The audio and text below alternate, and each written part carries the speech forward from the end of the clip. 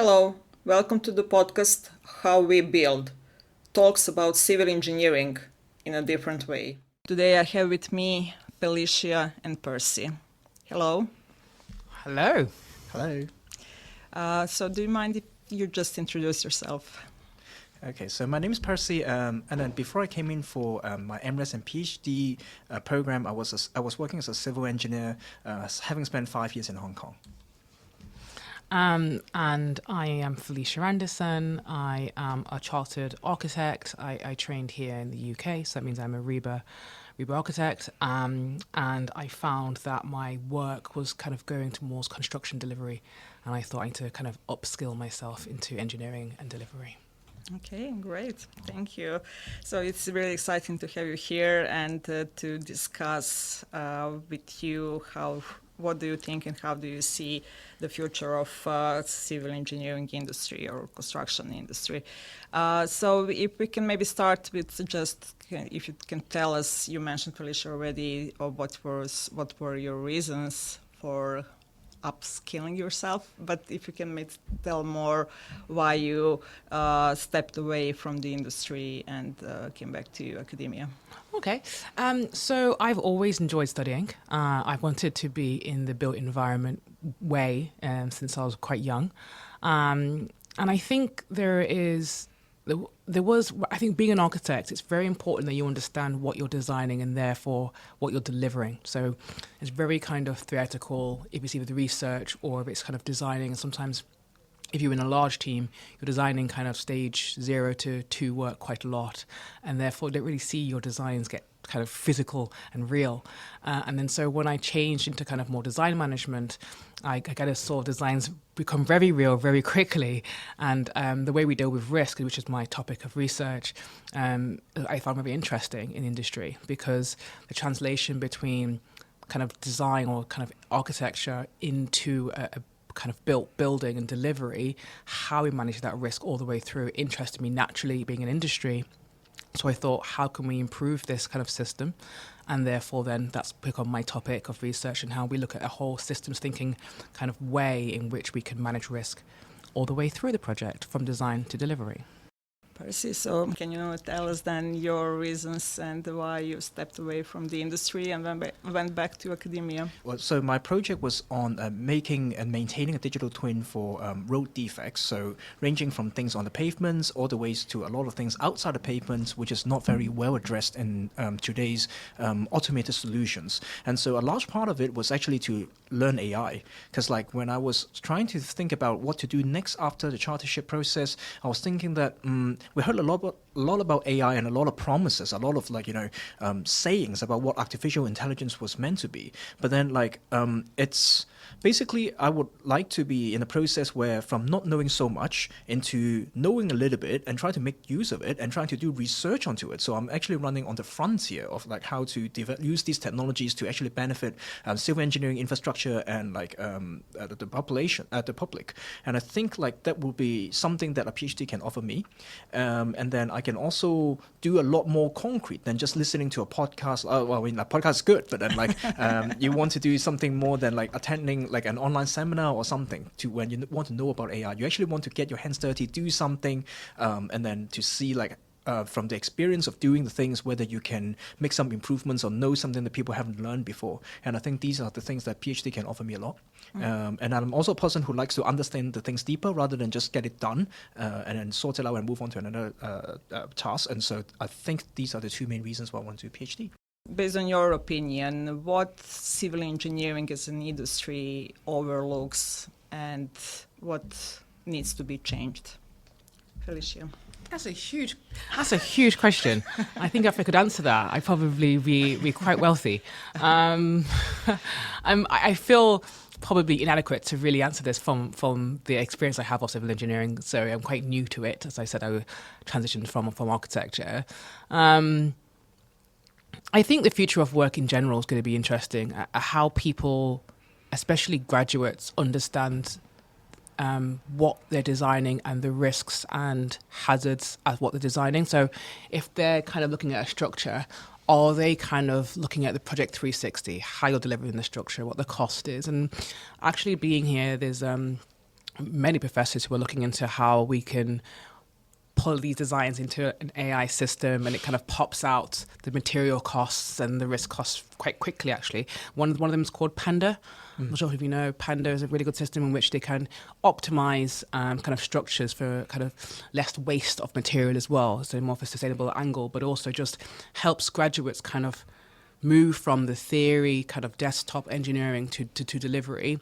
So maybe I want to say they maybe overlook the practicality of engineering, but I can see that there are steps forward in which that's changing, both theoretically and practically as well.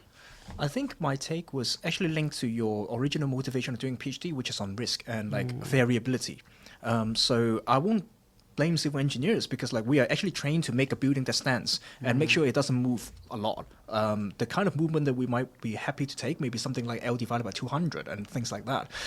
So I don't blame, like this is how buildings were supposed to be built, but then like we have to also understand that the world is changing a lot as well. So I think like maybe you can like supplement a lot more because like from an architectural planning perspective, but then like from what users actually wants to the kind of environments that people would need to have these infrastructures in, to how we deliver these things, and maybe to something more granular like the materials or the design methods or the actual construction. I think there will be a lot more variability that is going to happen. And so I think like thinking of ways to adapt it and to live with it, I think it's going to be some very interesting topics in our generation of civil engineers and infrastructure planners and like people working with infrastructure in general. And echoing your point about using AI, I have a risk feeling that if you have already got some box standard solutions that we will just have X going in, a black box coming out with a Y, I think sooner or later AI will know how to do these things better. So like as a human being, as like, you know, you want to practice as a civil engineer, you might want to think about how to like, you know, trump the machine and like how to make the solutions better or like out of the box. I think we can underline like AI and risk management, but I think it's also overlapping in between the two. Yeah, I think one thing I want to mention is, and again, from my limited experience of kind of industry civil engineering, is one thing here it says needs to change. And I think collaboration is really important, and respecting peers from different disciplines on the same project is really important. And I think you know, on the modules that I've seen here, you have teamwork projects. You know, I actually went to the IFM end of year show last week. It was really engaging, actually, really fun. And so, but it's kind of when you're working in a big construction site and understanding project managers and the cost consultants and the architects and the client, and kind of knowing how to communicate your design and your changes and your point loads and everything else to everybody in that room is really important. I do find here sometimes, even when I go to presentations or lunchtime seminars, where you can tell someone who's been really academic, and it starts off really, you know, really clear. I'm looking at this structure, I look at this truss, etc., and then there'll be then a one page of maths or kind of equations or some code, and unless you know exactly what this person's doing, it's really hard to follow. So I think maybe what needs to change, if I had to really pull something else, is how we communicate our kind of ideas, because they are technically advanced and really complicated. And for someone like me, I might struggle if you don't really hold my hand through the data and for what you found. So I think maybe how we communicate, not just only academically in a seminar or in a meeting, but also kind of on site practically as well, that probably needs to change. I think I also echo on your point of having your ideas buying into the stakeholders. Because like think about if you are one of the I suppose like in a team, multidisciplinary teams, which is already happening a lot in the industry, then even by talking into this group of people who are actually working towards the projects, already have quite a bit of concerns about understanding what other teams are trying to do, or understanding the results from other teams and how you can use that for your part of work.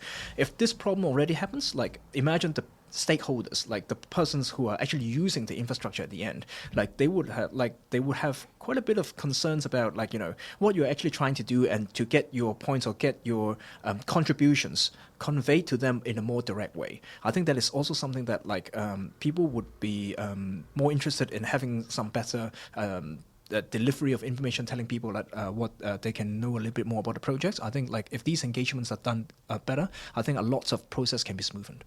Yeah, I agree actually, and to even extend on that is it's actually having the confidence to say this, or if you've pointed out a risk or a hazard or a problem in the design, especially if you're kind of as goes on to your point next a little bit, but if you're quite a junior or a graduate, you might not have the confidence to kind of point out something that you've seen. And I think one thing actually you have to do, there is a nice module here. It actually talks about public speaking and having your voice and projecting your voice and actually not being afraid to use it. So I think that could probably be spotlighted more within education in terms of how to communicate an idea to a senior partner or an associate that someone's many levels higher than you, but you spotted a fault. I think it's really important to be able to voice that. Yeah, I think like learning how to communicate an idea to different stakeholders is actually a very necessary education. And I think that people would have learned a lot when they actually work in the industry. And so I do think like people who used to work in the industry coming back for academic research would benefit both the research and the industry as well, because like you have experience on both sides. You sort of know what people care about on both sides, and you know how to like communicate, because communication is really about what I think you might want to hear and like what I actually want to deliver. And so like you have to find a way that tunes into the person that receives your message. I think that is a very important thing in the next couple of years. So my sense from our conversation here is that first, communication is quite important, but you need to learn and to know how to communicate with the colleagues with different backgrounds and different trades, like electrical, mechanical. You need to communicate with the managers, you need to communicate with the stakeholders, like horizontally and vertically. So do you think that actually AI can smooth out these processes and help this interdisciplinary or vertical kind of communication barriers? I think the use of AI would be beneficial to all the stakeholders that we mentioned. But then the actual communication, I think, basically, if you ask AI, it's kind of like generate me some paragraphs of like what the other person was speaking. I guess you can do as much as summarization. You can summarize the points so that you don't need to go through hundreds or even occasionally hundreds of pieces of documents. But then, like in the actual delivery of the mess, I suppose in AI you can also like limit the context window. So like context window is literally what you put in when you ask a question. You can sort of like tell the AI that I tend to do things in a certain way, or like these are the things I focus a lot more. Can you tell me to extract from the big piece of material what are the kind of things that I want to know about based on the points that I want to know about? But then I think communication, ultimately, a person is much more happier, pleasant, if you have another person telling you what it is. And that's why we have the podcast today. Like we actually talk through instead of like every one of us writing a piece of journal paper, well, which is good. Like, I mean, like journal paper is good for communicating academic ideas and to disseminate the research results. But then like ultimately, do you want a piece of like text just to say about like, you know, all the questions you're going to ask me, I'm just going to give you an answer. Like I could have literally done that. And then, but is it the way that communications were best being done? I think it's quite debatable. No, and I think you said it already. I think a mixed methods approach, right? So it is listening to podcasts, it is using AI, it is having one-on-one conversations, it is journals, it is conferences. I think it is all of it. I think it's really important to engage in all of it. And I think, you know, I quite support using LLMs or AI in a way to kind of improve your communication, even if it's writing emails. I know industry is already using that quite heavily. If it's just a quick grammar check, or you know, and companies, I think ACOM now have admitted they have a kind of an in-house AI system, their platform, should I say, that they use that protects their data and is encouraging their kind of colleagues and staff to use it to improve their ways of communication. And I think that's going to be a phenomenal thing, actually, and it's going to help people who struggle, because before that it was kind of relying on a senior partner or someone above you or someone who'd been there longer than you to, what should I say to this? Oh, this email's quite complicated, or what should I say? What do you can't, your first protocol could be asking that kind of internal platform first that might already be embedded with the company's policies and compliance kind of checks as well. So you get not only quite a niche kind of feedback, and you kind of have this self-growth. Now, the negative thing of this is you aren't talking to people. So one of the negative, I'm going to go off a little bit of tangent. So one of the negative things about COVID and working from home and the hybrid is that you don't have these ad hoc conversations in the office anymore, in which those conversations about my emails come through, the emails come through from the client or from project manager, what should I say? It's not as fluid anymore. So I think in that way, AI is going to help that gap. But there is a concern that then you become quite, reliant on that kind of platform AI to support you, which can be detrimental. But we'll have to see what happens, I guess. Yeah. When you talk about kind of differences between like having meetings in front of people versus some restrictions that we might have during COVID, where people have to use Zoom or like other online conference software in order to do face-to-face carry on with the meetings.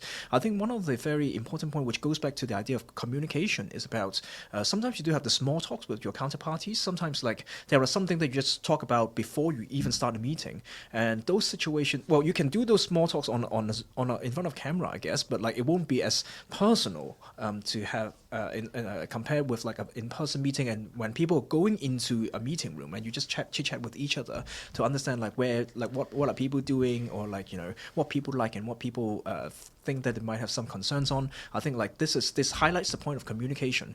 Can AI resolve these things? I guess like you would have a person impersonated by AI that speaks a lot more fluent and a lot more engaging and happier than myself, but then like ultimately you still want to face the person that you want to talk to. And so like I think these are the things that are still there, even though AI is getting like more and more advanced every day. Next topic that I would like to hear your thoughts and your opinion is what do you think, what kind of contribution early career engineers can make to the industry? So like I think it goes into what each side would want from the other side, and I don't think they are absolutely binary, because like there are loads of intersections, and I think there has to be more intersections. Like as you see, like in the recent years, the boundary between like academic research and industry are getting getting blurrier, because like the industry wants to solve new problems, and the researchers definitely want to apply their solutions into the industry to see what happens. And obviously a lot of funding, a lot of resources constraints also comes into play. I do think in research, as a person who worked before and coming back to research, I actually see a lot of advantages, and maybe Felicia can supplement on this front as well, because like we've gone through the chartership and like professional training processes. Is that I think the acumen of finding the research gaps. So researchers basically like, here are some practices, like how people solve a problem, and then like what people cannot solve today. And then we are going to go ask, how about the researchers? Have researchers done something that is not as technically ready, but they have already gone on doing various research? And if they do, what are the kind of things that you haven't researched? What are the things that haven't been researched before or haven't addressed? And research starts from there. That is the research gap that we usually talk about, or the gaps in knowledge that we talk about. And the way that we find these research gaps are very different, because we've worked before, and we sort of not jump straight into the literature review, but rather there are something that we think we care a lot more, and we put a lot more weight in trying to find a solution, versus something that like people who are more traditionally trained in academia would have found those knowledge gaps in knowledge. And so I think the acumen of finding those research gaps is something that people who have industrial training would be able to benefit the research community a lot.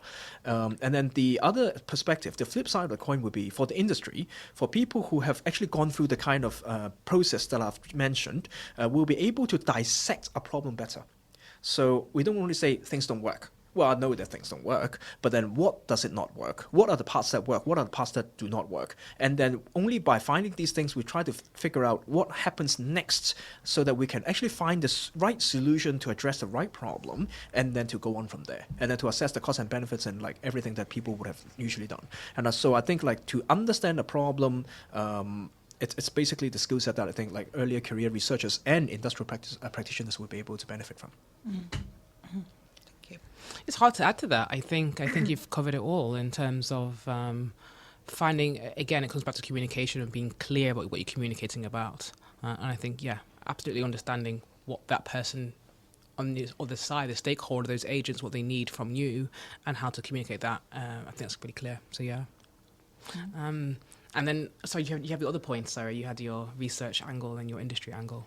Oh, I was sort of mixing the two, but Okay, I can, okay. Yes, that's what I wanted to ask. So, identifying the gaps, is it for the engineers who decide to take the research scientific route, or is it for both sides?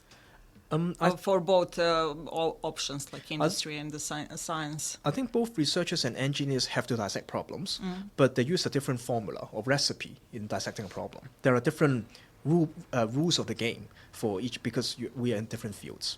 But then, like, to me, maybe it's my personal opinion, and I'm sure that like everyone would have different approaches to their research, because research is a very personal, a personal pursuit, personal endeavor for the kind of knowledge you want to pursue. But then I think the way that PhD gives me is that you could have understand what the practice doesn't offer, and then like know the researcher's field, and so like this is the kind of distillation of gaps that people would do. Whereas for industry, you would see the problem. You're probably not divided by what industry has done and what academia has done. You honestly, like academia, I mean, unless you can give me a solution, then like there is so much proof that I need to go through in order to use an academically viable solution in industrial field, because there are a lot more concerns, a lot more variabilities in the projects that we see. And so like from the industry, maybe it's more like international experience versus local experience versus what the design code can offer you, like, the design codes and the regulations can offer you. And then like how are you going to navigate through the kind of gaps, or if those gaps do not exist, like, is there any way to like prove it, let's say empirically, to do some site trials, to actually find some international, like, experience to help you supplement certain project? Because especially for projects that are very specialist, I would imagine that there are loads of international like expertise that can be borrowed from other places in order to carry on the job in the place that you need to work in. So, so I think ultimately dissecting a problem is essential, but then the rules of the game are different. Yeah, again, I think you've. I think I'm going to encroach on your next point, but it's about being a person that is super holistic to the project, right? So having so many different, you're not just a civil engineer. You're great communicator, presenter. You can kind of work in a team. You can work isolated. You can use a kind of AI. You can read the research, and like you said, it's kind of, when there is a problem, when there is a concern or issue within the program or project, you have the ability to kind of look at some raw data in some journals and see what you can test out in reality as well, which I don't know how often that is done in industry. It probably is quite a lot, I don't know, but something to look at, I guess. My experience so far is that often industry impose standards, like how you do certain things. Internal policies, legislation, legal part, contracts, all that things. And then when you go on site, like, you don't change anything, just keep what it is. We know it's going to work. We know we are going to prove the quality and move on and charge everything that we built so far, constructed, and all these things. That the industry is really, really rigid in how it poses standards or way of working to everyone who are coming to the industry. So just if you can say a few words of your thoughts or experience on that. I would try to dissect the problem from another perspective, though, because like I would try to ask, like, why are there building codes, or why are the building codes written in the way that they are, or maybe why are the standard contract forms are being provided in the way that they were. It's not like in the past it would be like following the traditions from what happens in the past. We just duplicate and change a bit of stuff, and everyone just change bits and everything. But then I think in the modern, like even in the sort of existing more modern waves of design codes and contracts, I think those are the kind of constraints, and then regulations, I suppose there's a third dimension of it. I think these couple of dimensions actually come because you have those kind of restrictions, because people have actually seen through a lot of situations. They have considered not only theoretically whether the maths works or not, but a lot of those observations that are already made on sites, made on actual projects, of how things were being, resolved, or how disputes arise and how people resolve the disputes. Thinking about how to jump out of the box when we try to solve the designs or from the contracts or to the regulations. But I think we have to be a little bit vigilant about, well, maybe those restrictions are imposed there because they are robust enough to work within this frame. for sure, we can jump out of the frame to solve a problem, and that's why like there are deviations in this country. I think that is what it's called. And in some other places, you have got some other design amendments or value engineering, optioneering situations that happen that allows you to think a little bit more about what else you can do apart from like the standard box standard approach. But then there's also another aspect that I think which is very worth mentioning, going back to Felicia's earlier idea about risks. It's about how we understand what risks we are facing, and we might be judging on how much risk on each of the aspects they want to take, which is a managerial directorial decision. And so like I think where as much as you would want the young engineers or the young practitioners to think a lot more out-of-the-box solutions and try to solve the problem, I think experience also plays a role in here to say this doesn't quite work because people don't accept it, because things have happened and like you have catered for situations 1 to 10, but there are situations 11 to 1,000 that may happen. And so like we have to be a little bit cautious on that front though. I'm going to answer your question in a different way, and then I'm going to respond to you yourself, Percy. So I think your question also kind of looked at kind of the appetite for change. In some of my practices, I've not been in such kind of open to change kind of environments, and that has really hindered work in ways. And I'm talking about kind of using platforms. I'm not mentioning platforms, but so for instance, I was working on a platform, it's very 2D heavy, which is fine. When you're doing detailed drawings, it's obviously needed, and it was fine. But as we moved more into BIM and collaborative working, we needed to kind of change our platform so it could incorporate that kind of BIM integration as well. And the program that we were using just couldn't, it could do it, but in a very clunky, clumsy way. It would take much, much longer to produce the 3D or BIM model that the other engineers could work in. Now, the appetite for change in that particular studio was net 0, because the kind of the senior managing partners of that firm, they really, they knew the program really well. And so the thought of them having to learn a new program and maybe not being as in control of the development of that design kind of made them not want to develop. So I'm not sure how much it is the same or is not in engineering. I think we're talking in the UK right now. I think the UK is an innovative kind of progressive place. Maybe not so much as Silicon Valley, but it is a place of change and acceptance of change. But I think AI is now a really good test. And as I said already, ACOM have already started to really integrate this within the company. And I'm not sure, like for instance, if a young graduate comes out and decides to code a little application that can plug into Revit or plug into some Autodesk feature and pop out all the risks and pop out all of we can save this amount of material if we do this. I'm not sure the appetite of risk for that. And it might be one of those things where people do feel quite threatened about it because they're not the ones who's producing it.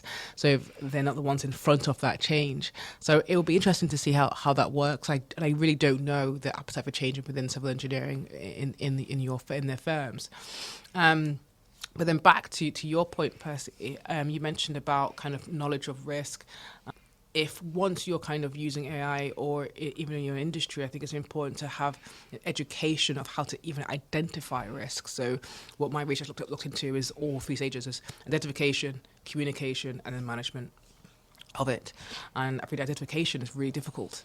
Again, I'm going back to my original point of understanding the practicalities of what you're designing up front. So yeah, I think on a personal note, I'm on both sides, right? I like things that I know very well. Obviously, I can produce things very, very well on programs that I've been working many, many years on. And yeah, I have to admit some coding has been new to me these last few years, and I've got to know it, but I'm not as good as someone who's been coding for much more years than me or have just picked it up faster than me. And so I have to admit, it makes me a little bit nervous if someone's come to me with a kind of code on something and it takes me a bit longer, maybe, hopefully not too much longer, and I'll always improve.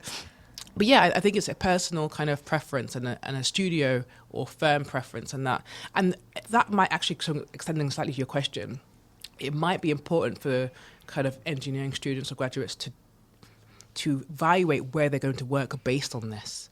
Because obviously you're going to have much more firms and studios who are much more progressive and want to test and fail and figure these things out and be leaders in this kind of new AI world. And there's others that are more traditional. I think that should be really important when you decide where you want to go and develop. And back to your original question, which was how can engineers make early contributions, is to go where you are valued. So if you're going to a traditional kind of studio firm who like to do the ways that they like to do, let's not go and produce a coding system that's going to change all of that. What the civil engineer should look like 10 years from now, and what their everyday work could or should be.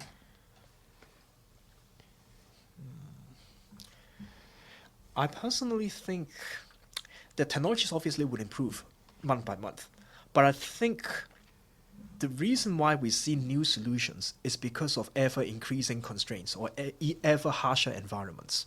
So economic is one. So we're gonna have quite stringent budgets, and like every penny have to be spent in the wisest way, and the level of being wise is increasing all the way. We also have situation with aging population, working environments, global climatic change, and so I think these constraints and these wants to solve ever demanding changes will be where that drives our new solutions. And I really want to emphasize one thing, that people should be looking at solving the problem instead of just chasing the wind of technology. Wow, that was concise and nice. Mine's not as concise as that. I think we're going to see a lot more kind of entrepreneur style type of civil engineers, no?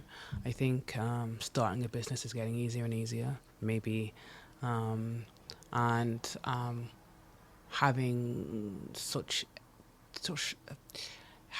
AI support in developing yourself as communicating ideas and developing ideas quickly in terms of what they can look like and what, I think we will probably have more entrepreneurial style engineers kind of going between projects and maybe globally as well. But yeah, I think I thought about this question, but apart from it being more entrepreneurial style, that I think that's what almost you kind of need to be. Everyday work, again, that's probably hard for me to answer in terms of what the day in life of a civil engineer would look like, but I definitely think you have to be, I'd say well-rounded, but you definitely have to understand the future of work, how things are changing, and be able to adapt your knowledge and not being afraid to make mistakes. So I think, yeah, an entrepreneur style, risk appetite quite high, ready for change per person. So maybe if we can look into education parts. So do you see things that should be taught differently or added to the education, or there is an obvious need right now already, not to mention in 10 years from now, that can be filled in with some updates or changes in the curriculum of the university?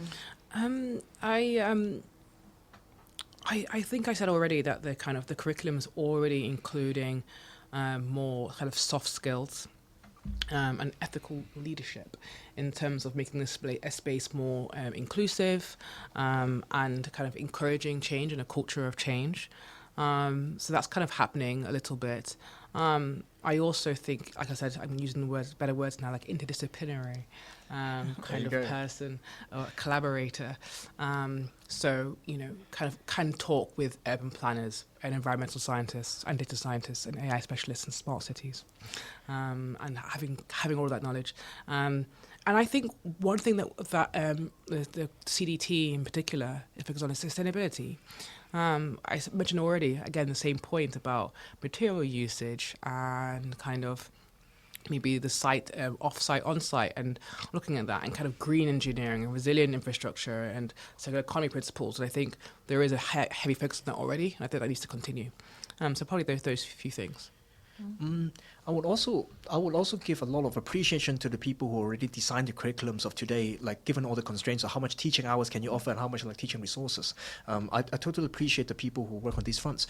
I'm actually also thinking about education beyond beyond classrooms, beyond the curriculum. I think one of the things that I don't know why was not very emphasized, because video games have been there for like more than 30 years and beyond. And I think like these are the things that actually captures a lot of eyesight, a lot of attention by young, whether you say young as in like a couple of years old, or whether they're towards university or even like after they finish university. I think these video games and these entertainment are something that attracts a lot of attention from young people in general. And so I think like how are we going to use these video games or these entertainment to, convey some ideas, or like, to make engineering more interesting, is something that's very worthwhile considering. And I would say that I've been playing SimCity since maybe SimCity 2000 or SimCity 3000, since like quite a long time ago. And I think like these actually like it makes me feel much more interested in thinking about managing a city, building the roads, and obviously different level. It's more like a city planner level rather than like actually building like different layers of a road. But then like still like these actually starts my my interest in understanding like civil engineering in general. And so I think like the emphasis of using video games is quite important. So Elon Musk would love that answer. I watched a podcast with him where he's quite a big gamer himself. And does encourage kind of scientists, engineers, tech people to, yeah. I think there is something about, and it's not necessarily the game that you play. Obviously, it's so varied, but it's about the kind of, it makes your brain work in a different way, doesn't it? And I have to admit that I love video games myself. Not have much time for them now, but I wasn't on Sims, but I had the one. I think it was called. It's where you build a hospital. I forgot the name of the game. Okay. I think it's quite a popular game. Yes. And you have to kind of manage customers and beds and vending machines. And I did. I think theme park. Yes. Roller Coaster Tycoon was the one. Something like that as well. Like that. So again, building theme parks was one of my childhood kind of games that I enjoyed doing. And actually now Percy, you've triggered some really happy memories of building roller coasters and happy customers and games based on points of happy customers, and it was really fun. And I think getting involved, and especially if your parents or if you're at school, I think don't underestimate kind of playing these games. I think you're right, is still getting onto the macro scale of urban design. And as you said, Percy, like, there is obviously the detailed layers of the micro of building the roads, of fixing the potholes, but there is obviously the macro scale of city planning, master planning. Of course. But I think to be succinct to my answer is a true hybrid professional, I think, in 2035. And I don't want to put the pressure on it has to be something else. I think every single person on site will have to be a hybrid professional. Degrees, a lot of people have degrees now, qualifications, and I think understanding what that person next to you is delivering and be able to quality control that or collaborate on that is really important. So I think a hybrid person. We are moving towards digital built environment, and understanding or having that perception that you can get your mind around that digital world is a skill of tomorrow, I guess, for the industry. And I think it's also mutually beneficial, because like a lot of people would have understood how to play like RPGs or like first person, like you're gonna go on a shooting game and you're standing in the first person view and you understand how to use like front and back and like reload and all the kind of things. It's something that people have already learned already. And so if we are building some systems that are sort of like, imagine you're doing site supervision with like on a screen, imagine you're gonna do remote site supervision, and then you can press like front and back and left and right to actually look at the things, and you actually, instead of like press your mouse click to shoot a person, you press the mouse click to just report like there's a fault over there, and then like it will be, and then on the toolbar, on the notification bar, then you can see like a teammate has told you that there's a fault over there. I think it's something that, because people have already played a lot of video games like that before, and you would save quite a bit of effort in like teaching the people how to use new software. Because I think one of the biggest problems is like people are being introduced new software every couple of months or every couple of years, and people are just getting so overwhelmed with things. And so I think getting things with something that people are very used to, I think is going to be very beneficial. Yeah, absolutely. Saturation of technology is going to be the next thing. As I said, businesses are getting off the ground really quickly now. and you're going to have so many different plugins and software to use very quickly, and that can cause a lot of confusion, especially if you're going to a collaborative team and then one team uses this, one team uses that, and then it becomes like using 5 different platforms to do one thing.